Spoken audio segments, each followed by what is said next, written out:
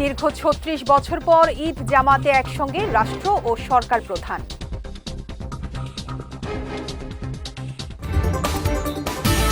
ঈদের শুভক্ষণে দেশের বিত্তবানদের পিছিয়ে পড়া মানুষের পাশে দাঁড়ানোর আহ্বান রাষ্ট্রপতির। এবং বাংলাদেশ গড়তে সকলের সহযোগিতা কামনা প্রধানমন্ত্রীর।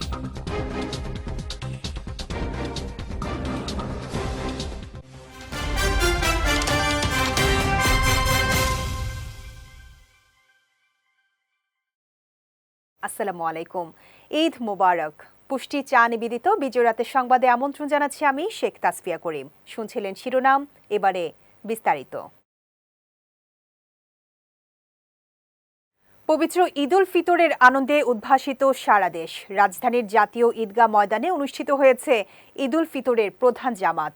শনিবার সকাল 8:30টায় অনুষ্ঠিত জামাতে একসঙ্গে নামাজ আদায় করেন রাষ্ট্রপতি মোহাম্মদ শাহাবুদ্দিন এবং প্রধানমন্ত্রী তারেক রহমান। এর মধ্য দিয়ে দীর্ঘ ৩৬ বছর পর ঈদের জামাতে একসঙ্গে অংশগ্রহণ করলেন রাষ্ট্রপ্রধান ও সরকার প্রধান। প্রধান জামাতে ইমামতি করেন বায়তুল মোকাররম জাতীয় মসজিদের খতিব মুফতি মোহাম্মদ আব্দুল মালেক। নামাজ শেষে দেশ, জাতি ও মুসলিম উম্মার শান্তি ও সমৃদ্ধি কামনায় বিশেষ মোনাজাত করা হয়। সম্প্রীতি ও ভ্রাতৃত্বের এই মিলন মেলায় এবার জাতীয় ঈদগাহে প্রায় ৩৩০ জন ভিআইপি এবং প্রায় ১ লাখ মুসল্লির নামাজের জন্য বিশেষ ব্যবস্থা করা হয়। এছাড়া নারীদের জন্য ছিল পৃথক নামাজের ব্যবস্থা। এদিকে জাতীয় ঈদগাহ ময়দানের ভেতরে জায়গা না পেয়ে আশেপাশের সড়কেও নামাজ আদায় করেন অনেক মুসল্লি। নামাজ শেষে মুসল্লিরা একে অপরকে আলিঙ্গন করে ঈদের শুভেচ্ছা বিনিময় করেন। অন্যদিকে বায়তুল মোকাররম জাতীয় মসজিদে এবার ঈদ উল ফিতরের 5টি জামাত অনুষ্ঠিত হয়েছে। ঈদের শুভক্ষণে দেশের বিত্তবান ও সচ্ছল জনগোষ্ঠীকে দরিদ্র ও পশ্চাৎপদ মানুষের পাশে দাঁড়ানোর আহ্বান জানিয়েছেন রাষ্ট্রপতি মোহাম্মদ শাহাবুদ্দিন। শনিবার ঈদ উল ফিতর উপলক্ষে দেয়া বাণীতে রাষ্ট্রপতি এই আহ্বান জানান। বলেন, মাসব্যাপী সিয়াম সাধনা ও সংযমের পর মুসলিমরা আজ আনন্দের সঙ্গে ঈদ উদযাপন করছে। মহান আল্লাহর দরবারে প্রার্থনা করে তিনি বলেন, ঈদের আনন্দ যেন সবার মাঝে ছড়িয়ে পড়ে। মানবিক মূল্যবোধ, সাম্য ও পারস্পরিক সহমর্মিতা রক্ষার উপর গুরুত্ব আরোপ করে রাষ্ট্রপ্রধান বলেন, ঈদ এমন একটি শিক্ষা দেয় যেখানে ধনী গরিব নির্বিশেষে সবাই একসঙ্গে আনন্দ ভাগাভাগি করে। এছাড়া ন্যায়ভিত্তিক, গণতান্ত্রিক ও মানবিক বাংলাদেশ বিনির্মাণের জন্য ঐক্যবদ্ধ হওয়ার আহ্বান জানান তিনি। পাশাপাশি দেশের শান্তি, অগ্রগতি ও সমৃদ্ধির জন্য মহান আল্লাহর কাছে প্রার্থনা করেন রাষ্ট্রপতি। ঈদের আনন্দ ও মিলনের দিনে প্রত্যাশিত বাংলাদেশ গড়তে সকলের সহযোগিতা কামনা করেছেন প্রধানমন্ত্রী তারেক রহমান। শনিবার দুপুরে রাষ্ট্রীয় অতিথি ভবন যমুনায় বিশিষ্টজনদের সঙ্গে ঈদের শুভেচ্ছা বিনিময় অনুষ্ঠানে তিনি বলেন, জনগণ যে দেশ দেখতে চায় সেই দেশ গড়তে সরকার কাজ করবে। এ সময় সবাইকে নিয়ে ঐক্যবদ্ধভাবে এগিয়ে যাওয়ার প্রত্যয় ব্যক্ত করেন তিনি। এ সময় দেশবাসীকে ঈদের শুভেচ্ছা জানিয়ে আল্লাহর দরবারে শান্তিপূর্ণ ও সমৃদ্ধ বাংলাদেশ গড়ার প্রার্থনা করেন প্রধানমন্ত্রী। একই সঙ্গে ৭১-এর মুক্তিযুদ্ধে এবং ২৪-এর ছাত্র জনতার আন্দোলনে শহীদদের শ্রদ্ধাভরে স্মরণ করেছেন সরকার প্রধান। এছাড়া এদিন সকালে জাতীয় ঈদগাহ ময়দানে ঈদের নামাজ আদায় করার পাশাপাশি পরিবার ও দলীয় নেতাকর্মীদের সঙ্গে নিয়ে জিয়া উদ্যানে মা সাবেক প্রধানমন্ত্রী বেগম খালেদা জিয়া এবং বাবা শহীদ রাষ্ট্রপতি জিয়াউর রহমানের কবর জিয়ারত করেন প্রধানমন্ত্রী। ঈদ মোবারক। বহু বছর পরে আল্লাহ রাব্বুল আলামিনের ইচ্ছায়, বাংলাদেশের মানুষের দোয়ায় আমি এবং আমার পরিবার দেশের মাটিতে দেশের মানুষের সাথে ঈদ পালন করতে সক্ষম হয়েছি। তার জন্য আমি প্রথমেই আল্লাহ রাব্বুল আলামিনের দরবারে শুকরিয়া আদায় করছি। দেশে আবারও কেউ ভয়ের সংস্কৃতি ফিরিয়ে আনতে চাইলে সবাই মিলে ঐক্যবদ্ধভাবে রুখে দাঁড়ানোর অঙ্গীকার ব্যক্ত করেছেন জাতীয় সংসদের বিরোধী দলীয় নেতা ও জামাতে ইসলামের আমির ডাক্তার শফিকুর রহমান। শনিবার বিকেলে রাজধানী ঢাকার মিন্টো রোডের সরকারি বাসভবনে রাজনৈতিক নেতৃবৃন্দ ও সমাজের বিভিন্ন শ্রেণী পেশার মানুষের সঙ্গে ঈদের শুভেচ্ছা এবং কুশল বিনিময়কালে একথা জানান তিনি। এর আগে সকালে রাজধানীর মিরপুরের মণিপুর উচ্চ বিদ্যালয় ও কলেজ মাঠে ঈদের নামাজ শেষে সমাজের বিভিন্ন শ্রেণী পেশার মানুষের সঙ্গে ঈদের শুভেচ্ছা এবং কুশল বিনিময় করেন বিরোধী দলীয় নেতা। পরে ঢাকায় নিযুক্ত কূটনৈতিক মিশনের কূটনীতিকদের সঙ্গে ঈদের শুভেচ্ছা এবং কুশল বিনিময় করেন তিনি। মানুষ মানুষকে ভালোবাসবে, সম্মান করবে, যার যেটা পাওনা। ভয়ের জায়গাটা শেষ হচ্ছে, এটা আমরা চাই। বইয়ের সংস্কৃতি বাংলাদেশে আবার ফিরে আসুক। এটা কেউ চায় না, আমরা চাই না। কেউ যদি সেই সংস্কৃতি ফিরিয়ে আনতে চান, তিনি যেই হন, আমরা ইনশাল্লাহ সবাই মিলে ঐক্যবদ্ধভাবে রুখে দাঁড়াবো। ফ্যাসিবাদ মুক্ত পরিবেশে উদযাপিত হওয়া আজকের ঈদ উল ফিতর অত্যন্ত আনন্দঘন, এমনটাই মন্তব্য করেছেন স্থানীয় সরকার, পল্লী উন্নয়ন ও সমবায় মন্ত্রী মির্জা ফখরুল ইসলাম আলমগীর।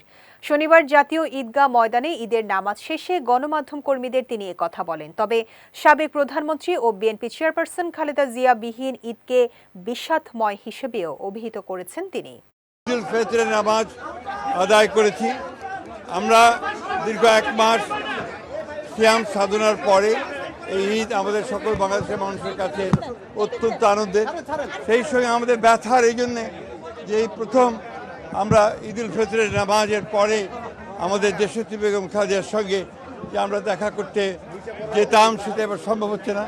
তো আনন্দের এই জন্য যে আমরা এই প্রথম আমাদের প্রধানমন্ত্রী জনাব তারেক রহমান সাহেবের সঙ্গে আমরা আজকে আনুষ্ঠানিকভাবে অফিসিয়ালি তার সঙ্গে দেখা করতে সক্ষম হয়েছি, আমাদের মানুষেরা সক্ষম হয়েছে। সংবিধানের বাইরে থেকে গণ অভ্যুত্থান শুরু হয়েছে, কাজেই সংবিধানের দোহাই দিয়ে জুলাই সনদকে অস্বীকার করা যাবে না বলে মন্তব্য করেছেন এনসিপি আহ্বায়ক ও বিরোধী দলীয় চিফ হুইপ নাহিদ ইসলাম। আজ রাজধানীর বেড়াইত এলাকার পূর্বপাড়া জামে মসজিদে ঈদ উল ফিতরের নামাজ শেষে গণমাধ্যমকে একথা জানান তিনি। বলেন, সংবিধান সংস্কার পরিষদের গঠন না হওয়ায় হতাশা সৃষ্টি হয়েছে। এ সময় সরকারের প্রতিশ্রুতি অনুযায়ী ফ্যামিলি কার্ড বিতরণ সহ কিছু কাজ দ্রুততার সঙ্গে করা হয়েছে জানিয়ে নাহিদ বলেন, সরকারের কাজের মূল্যায়নের জন্য 1 মাস যথেষ্ট নয়। পাশাপাশি দেশের নাগরিকদের সচেতন থাকার আহ্বান জানিয়ে সংবিধান ও গণতান্ত্রিক প্রক্রিয়ার প্রতি শ্রদ্ধাশীল থাকার গুরুত্ব আবারও স্মরণ করিয়ে দেন বিরোধী দলীয় চিফ হুইপ। সংবিধানের বাইরে গিয়ে গণ অভ্যুত্থান হয়েছে, সেটাকে এবং অন্তর্বর্তী সরকার সবকিছু সংবিধানের বাইরে হয়েছে। সংবিধানের আলোকে আমরা এটাকে একটা জাস্টিফিকেশন দিয়েছি 106 দ্বারা। কথা ছিল যে এই অধ্যাদেশ আদেশ এবং এই গণভোট সেটাও সংবিধানের বাইরে, কিন্তু আমরা সাংবিধানিক আলোকে এটাকে জাস্টিফিকেশন দিব। এখন দিব কি দিব না, এটা হচ্ছে পলিটিক্যাল উইলের বিষয়, রাজনৈতিক সদিচ্ছার বিষয় আসলে। তো ঈদের দিন আমরা আসলে নেগেটিভ কথা বলতে চাই না। আজকে আমরা শুভেচ্ছা দিতে চাই সবাইকে। আমরা সবার প্রতি সেই মোবারকবাদটা জানাতে চাই।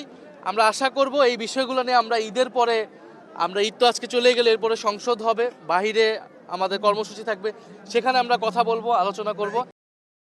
এবার পুষ্টি চিনিগুড়া চা নিবেদিত জেলা সংবাদ।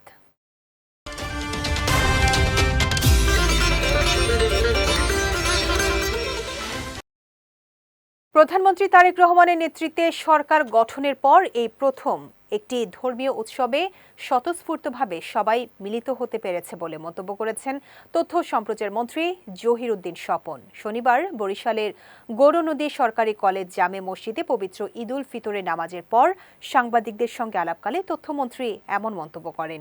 নতুন সরকারের যাত্রা লগ্নে ঈদ উল ফিতরের আনন্দ সবার সঙ্গে ভাগাভাগির সুযোগ পাওয়ার কথা উল্লেখ করে তিনি বলেন, এমন আনন্দঘন পরিবেশ সকলকে ধরে রাখতে হবে। পাশাপাশি সরকার যাতে দেশ ও জনগণের জন্য সঠিকভাবে কাজ করতে পারে সেজন্য তথ্যমন্ত্রী সকলের কাছে দোয়া কামনা করেন। পবিত্র ঈদুল ফিতরের ঈদ মোবারক জানাই সবাইকে। দেশের মানুষ এই সরকার দায়িত্ব গ্রহণ করার পরেই প্রথম একটা ধর্মীয় উৎসবে আমরা মিলিত হতে পেরেছি। দেশবাসীকে নিয়ে আগামীতে নতুন বাংলাদেশ গড়ে তুলতে চাওয়ার প্রত্যাশা ব্যক্ত করেছেন পানি সম্পদ মন্ত্রী শহীদ উদ্দিন চৌধুরী অ্যানি। শনিবার লক্ষ্মীপুর সোনামিয়া ঈদগাঁওয়ে পবিত্র ঈদ উল ফিতরের নামাজ শেষে তিনি এ প্রত্যাশার কথা জানান। মন্ত্রী বলেন, সবার আন্তরিকতা ও সহযোগিতার মধ্য দিয়ে নতুন বাংলাদেশ গড়ে তুলতে সরকার সক্ষম হবে। একই সঙ্গে প্রধানমন্ত্রী তারেক রহমানের পক্ষ থেকে লক্ষ্মীপুর সহ দেশবাসীকে ঈদ উল ফিতরের শুভেচ্ছাও জানান পানি সম্পদ মন্ত্রী। ঈদ জামাতে জেলা প্রশাসক SM মেহেদি হাসান, বাফুফে সহ সভাপতি ওয়াহিদ উদ্দিন চৌধুরী হ্যাপি সহ অন্যান্যরা অংশ নেন। আমরা সবাই মিলে আজকে একসঙ্গে ঈদ উদযাপন করেছি। ঈদ মোবারক। মাননীয় প্রধানমন্ত্রী সবাইকে ঈদের শুভেচ্ছা জানিয়েছেন। 1 মাস অতিবাহিত হয়েছে। আমরা এই সরকারের রাষ্ট্রীয় দায়িত্ব পরিচালনা করছি। খুবই দৃশ্যমান আমাদের আন্তরিকতা এবং দেশবাসীর সম্পূর্ণ সহযোগিতার মধ্য দিয়ে আমরা সবার পাশে দাঁড়িয়েছি। দেশজুড়ে বৃষ্টি উপেক্ষা করে যথাযোগ্য ধর্মীয় ভাব গাম্ভীর্যে পালিত হয়েছে পবিত্র ঈদ উল ফিতর। বরিশালে সকাল 8টায় বান্থ রোড হেমায়েতউদ্দিন কেন্দ্রীয় ঈদগাহ ময়দানে প্রধান জামাত অনুষ্ঠিত হয়। এতে জনপ্রতিনিধি ও প্রশাসনের ঊর্ধ্বতন কর্মকর্তারা অংশ নেন। গৌর নদীতে নামাজ আদায় করেন তথ্য ও সম্প্রচার মন্ত্রী। এবার প্রথমবার নারীদের জন্য আলাদা ব্যবস্থা ছিল, তবে বৃষ্টির কারণে মুসল্লিদের উপস্থিতি ছিল কিছুটা কম। এদিকে মেহেরপুরে বৈরী আবহাওয়ায় ঈদগাহের বদলে মসজিদে ঈদুল ফিতরের প্রধান জামাত অনুষ্ঠিত হয়েছে। বৈরী আবহাওয়ায় জেলার বিভিন্ন এলাকায় ঈদ জামাতের সময় পিছিয়ে নামাজ আদায় করা হয়েছে। অন্যদিকে ব্রাহ্মণবাড়িয়ার নবীনগরের 4 গ্রাম ঈদগাহে হাজারো মুসল্লির অংশগ্রহণে বড় ঈদ জামাত অনুষ্ঠিত হয়েছে। পাশাপাশি নড়াইলে কেন্দ্রীয়ভাবে ঈদের নামাজ শেষে দেশ ও মুসলিম উম্মার শান্তি কামনায় মোনাজাত করা হয়। এছাড়া নাটোর, ঝালকাঠি, নীলফামারী, কিশোরগঞ্জের ভৈরব, চাঁদপুরের মতলব উত্তর, রংপুর, সিলেট, ময়মনসিংহের ফুলপুর, কুড়িগ্রাম ও কুমিল্লা সহ সারা দেশে উৎসবমুখর পরিবেশে পবিত্র ঈদুল ফিতর উদযাপিত হয়েছে। দ্রব্যমূল্য ক্রয় ক্ষমতার মধ্যে থাকাই সরকারের প্রধান লক্ষ্য বলে জানিয়েছেন বাণিজ্যমন্ত্রী খন্দকার আব্দুল মুক্তাদির। সকালে সিলেট শাহী ঈদগাহ ময়দানে ঈদের নামাজ শেষে সাংবাদিকদের সঙ্গে আলাপকালে তিনি এ কথা জানান। বলেন, সরকারের চেষ্টা আর সাধারণ মানুষের শৃঙ্খলার কারণে গত 1 মাসে দ্রব্যমূল্য স্থিতিশীল ছিল। এই মূল্য যাতে মানুষের ক্রয় ক্ষমতার মধ্যে থাকে ও জীবনযাপন যেন সহনীয় থাকে, সেটি হবে বর্তমান সরকারের প্রধান লক্ষ্য বলেও জানান বাণিজ্যমন্ত্রী। জনাব তারেক রহমানের নেতৃত্বে আমরা যে পরিস্থিতি আসুক, বৈশ্বিক যে চাপই আসুক, আমাদের প্রধান লক্ষ্য থাকবে এই দেশের মানুষ যেন তাদের ক্রয় ক্ষমতার মধ্যে দ্রব্যমূল্য থাকে, জীবনযাপন যেন সহনীয় থাকে। এটি হবে আমাদের প্রধানতম লক্ষ্য। এবার পুষ্টি নিবেদিত আন্তর্জাতিক প্রসঙ্গ।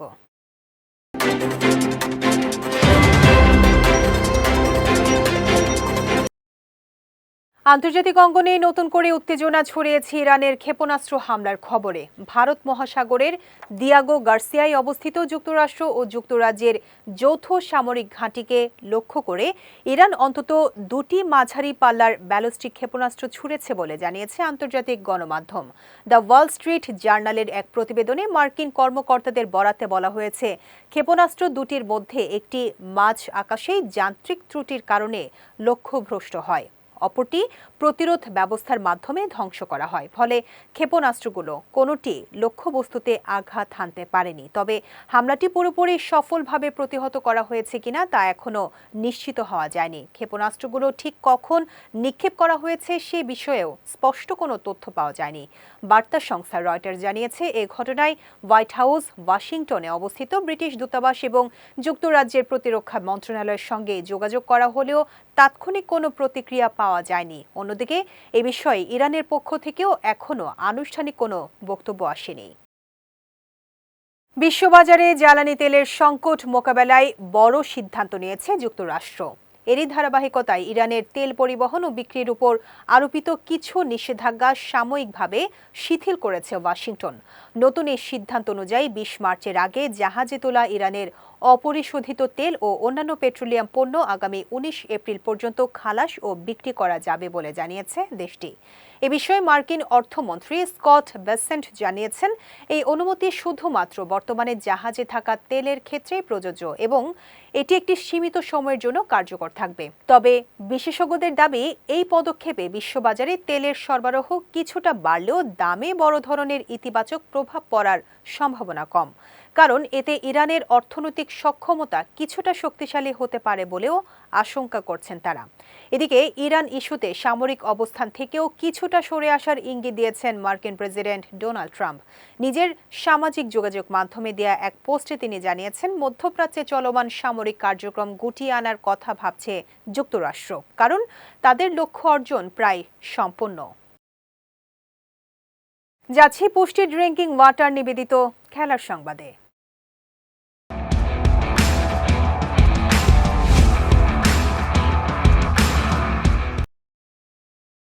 পবিত্র ঈদুল ফিতর উপলক্ষে দেশবাসীকে শুভেচ্ছায় ভাসিয়েছেন বাংলাদেশের তারকা ক্রিকেটাররা। এরই ধারাবাহিকতায় বাংলাদেশ দলের সাবেক অধিনায়ক মাশরাফি বিন মর্তুজা তার সামাজিক যোগাযোগ মাধ্যমে লিখেছেন, মনে রাখা এবং ভুলে যাওয়া সবাইকে জানাই ঈদ মোবারক। আরেক সাবেক অধিনায়ক তামিম ইকবাল বলেছেন, এই পবিত্র ঈদে সবার জীবনে বয়ে আসুক শান্তি, সুখ ও সমৃদ্ধি। দেশের অন্যতম তারকা ক্রিকেটার সাকিব আল হাসান বর্তমানে যুক্তরাষ্ট্রে অবস্থান করলেও সেখান থেকেই ভক্তদের উদ্দেশ্যে শুভেচ্ছা বার্তা জানিয়েছেন তিনি। এদিকে মুশফিকুর রহিম ঈদের দিনে ছেলেকে সঙ্গে নিয়ে ঈদের জামাতে অংশ নেওয়ার একটি মুহূর্ত ভক্তদের সঙ্গে ভাগ করে নিয়েছেন। অভিজ্ঞ ক্রিকেটার মাহমুদুল্লাহ রিয়াদ লিখেছেন, ঈদের খুশি ছড়িয়ে পড়ুক হৃদয় থেকে হৃদয়ে। একই সঙ্গে তরুণ ক্রিকেটার পারভেজ হোসেন ইমন কামনা করেছেন প্রতিটি ঘর যেন ভরে ওঠে সুখ ও সমৃদ্ধিতে। এছাড়া টি-20 দলের অধিনায়ক লিটন দাস, আফিফ হোসেন, পেসার নাহিদ রানা ও অনূর্ধ্ব-19 বিশ্বকাপ জয়ী দলের অধিনায়ক আকবর আলীও ভক্তদের জানিয়েছেন ঈদ শুভেচ্ছা। বিশ্বকাপের বাকি আর মাত্র 82 দিন। তার আগে দল গুছিয়ে নিতে শেষ পর্বের প্রস্তুতিতে বড় ধাক্কা খেয়েছে ব্রাজিল। চোটের কারণে ফ্রান্স ও ক্রোয়েশিয়ার বিপক্ষে প্রীতি ম্যাচের দল থেকে নিজেকে সরিয়ে নিয়েছেন ব্রাজিলের মূল গোলরক্ষক অ্যালিসন বেকার। শুক্রবার এক বিবৃতিতে অ্যালিসনের সরে যাওয়ার খবরটি নিশ্চিত করেছে ব্রাজিলিয়ান ফুটবল কনফেডারেশন। চলতি মাসের 26 তারিখ ফ্রান্সের বিপক্ষে প্রীতি ম্যাচ খেলবে ব্রাজিল, আর 31 তারিখ মাঠে নামবে ক্রোয়েশিয়ার বিপক্ষে। এই দুই ম্যাচে অ্যালিসন না থাকায় তার জায়গায় গোলরক্ষক হুগো সোসাকে দলে নেওয়া হয়েছে। মৌসুমের শুরু থেকে চোট সংক্রান্ত সমস্যায় ভুগছিলেন ব্রাজিলের অভিজ্ঞ এই গোলরক্ষক। এর ফলে গত অক্টোবর ও নভেম্বরে হ্যামস্ট্রিং ইনজুরির কারণে বেশ কয়েকটি গুরুত্বপূর্ণ ম্যাচে তাকে পাওয়া যায়নি। এছাড়া সর্বশেষ গত 10 মার্চ পেশির চোটের কারণে গালাতাসারাইয়ের বিপক্ষে চ্যাম্পিয়ন্স লিগের শেষ 16-র প্রথম লেগে মাঠে নামতে পারেননি তিনি। পুষ্টি চা নিবেদিত বিজয় রাতের সংবাদ শেষ করার আগে শিরোনামগুলো দেখে নিচ্ছি আরও একবার।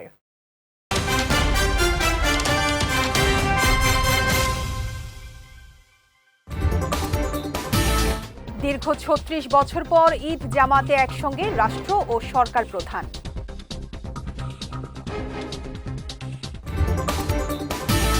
ঈদের শুভক্ষণে দেশের বিত্তবানদের পিছিয়ে পড়া মানুষের পাশে দাঁড়ানোর আহ্বান রাষ্ট্রপতির। এবং বাংলাদেশ গড়তে সকলের সহযোগিতা কামনা প্রধানমন্ত্রীর।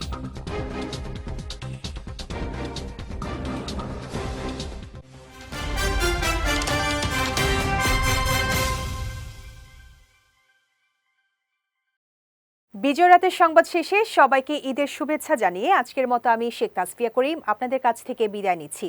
আগামীকাল একই সময়ে নতুন সব খবর দেখতে চোখ রাখুন বিজয় টিভিতে। এছাড়াও আজকের বিজয় রাতের সংবাদের ভিডিও দেখতে পারেন আমাদের ইউটিউব এবং ফেসবুক পেজে। আমাদের ইউটিউব হলো youtube.com/bijaytvofficial এবং আমাদের ফেসবুক পেজ হলো facebook.com/bijaytvlimited। এতক্ষণ সঙ্গে থাকার জন্য ধন্যবাদ সবাইকে।